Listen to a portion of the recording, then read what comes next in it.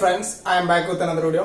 അപ്പോൾ ഇന്ന് വരയ്ക്കാൻ പോണെന്ന് വെച്ച് കഴിഞ്ഞാൽ മറ്റേ ഇറ്റ് എന്ന് പറഞ്ഞ ക്യാരക്ടറിൽ ഒരു ഡെവിൾ, അതിന്റെ ഒരു പ്രേതത്തിന്റെ അല്ല, ഒരു ക്രോൺ എന്ന് പറഞ്ഞ ഒരു ക്രോണിന്റെ ഒരു ക്യാരക്ടറാണ് നമ്മളിന്ന് വരയ്ക്കാൻ പോണത്. ഇത് ഇത്തിരി ഡാർക്ക് ആയിട്ടുള്ള ഒരു ഇമേജ് ആണ്. അപ്പൊ ഇത് എങ്ങനെ വരയ്ക്കാൻ പോണെന്ന് നമുക്ക് നോക്കാം. അപ്പൊ എങ്ങനെയാ വരയ്ക്കാൻ പോണെന്ന് അറിയില്ല, നമുക്ക് വരച്ചു തുടങ്ങാം. അപ്പൊ ഞാൻ എപ്പോഴും പറയുന്ന പോലെ തന്നെ ഫസ്റ്റ് എടുത്ത വശം തന്നെ അത് വരയ്ക്കാൻ തുടങ്ങണ്ട. അപ്പൊ എന്ന് വെച്ചാൽ ഇപ്പൊ നമ്മള് കുറെ വർക്കൊക്കെ ചെയ്തിട്ട് കാലത്ത് എനിക്ക് ഇങ്ങനെ കുറെ വർക്ക് ചെയ്തിട്ട് വേറെ മൈൻഡിലായിരിക്കും. അപ്പോ ആ മൈൻഡ് മാറ്റാൻ വേണ്ടിട്ട് നമ്മള് എപ്പോഴും ഒരു ചിത്രം നമുക്ക് റഫായിട്ട് ഒന്ന് സ്കെച്ച് ചെയ്ത് നോക്കാം. അപ്പൊ നമുക്കിത് ഈ പിക്ചർ ഒന്ന് റഫായിട്ട് സ്കെച്ച് ചെയ്ത് നോക്കാം ആദ്യം.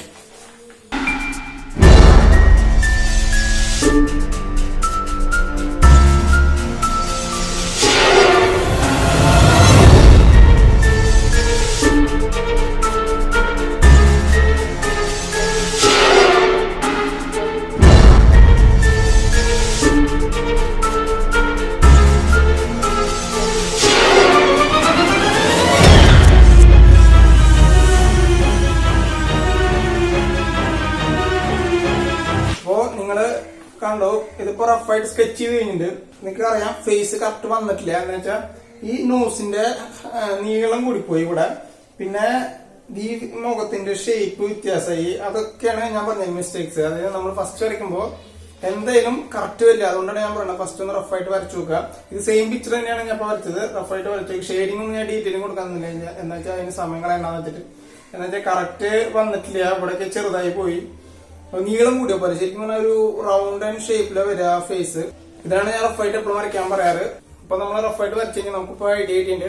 അപ്പൊ ഇനി നമ്മള് മെയിൻ ആയിട്ടുള്ള പിക്ചർ വരയ്ക്കാം. ഞാൻ മറ്റേ വരയ്ക്കാൻ പോണത്. അപ്പൊ പുതിയ പേജ് നമുക്ക് ഗ്രിഡ് ഇല്ലാണ്ട് എങ്ങനെ വരയ്ക്കാന്നുള്ളത് ഞങ്ങളുടെ കഴിഞ്ഞ വീഡിയോയിൽ പറഞ്ഞിട്ടുണ്ടാവും. അപ്പൊ ഗ്രിഡ് ഇല്ലാണ്ടാണ് ഞാൻ ഇപ്പോൾ എല്ലാം വരയ്ക്കുന്നത്. അപ്പൊ കറക്റ്റ് വരണമെന്നുണ്ടെങ്കിൽ മെല്ലെ സ്ലോ ആയിട്ട് ക്ഷമയോടുകൂടി നമ്മൾ വരയ്ക്കണം.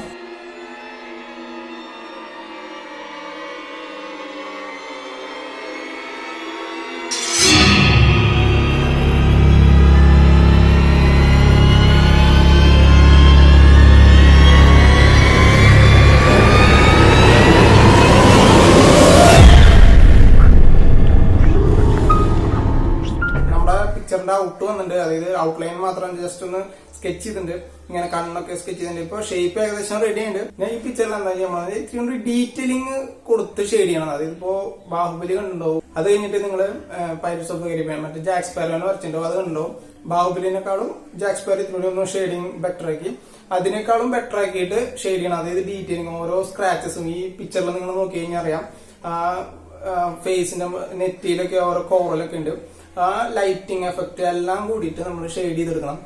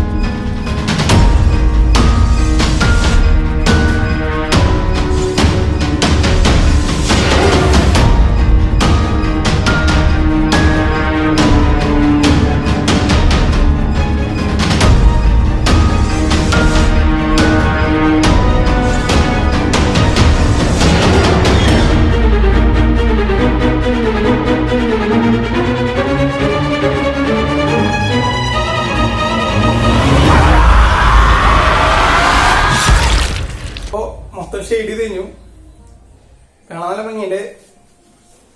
ഡീറ്റെയിലിംഗ് ഡ്രോയിങ് ആണ്. നന്നായി ഡീറ്റെയിലിംഗ് കൊടുത്തിട്ടുണ്ട് ഇതില്. കുറെ ശ്രമിച്ചിട്ടുണ്ട് ഡീറ്റെയിലിംഗ് കൊടുക്കാനായിട്ട്. നന്നായി വന്ന ഡൗട്ട്. അപ്പൊ ഈ ഡ്രോയിങ് ഇഷ്ടപ്പെടണമെന്ന് വിചാരിക്കണം. അപ്പൊ ഈ ഡ്രോയിങ് ഇഷ്ടപ്പെട്ടാൽ ലൈക്ക് ചെയ്യുക, ഷെയർ ചെയ്യാം. പിന്നെ മറക്കാൻ എന്റെ ചാനൽ സബ്സ്ക്രൈബ് ചെയ്യാം. അടുത്ത വീഡിയോയിൽ കാണാം. ബൈ.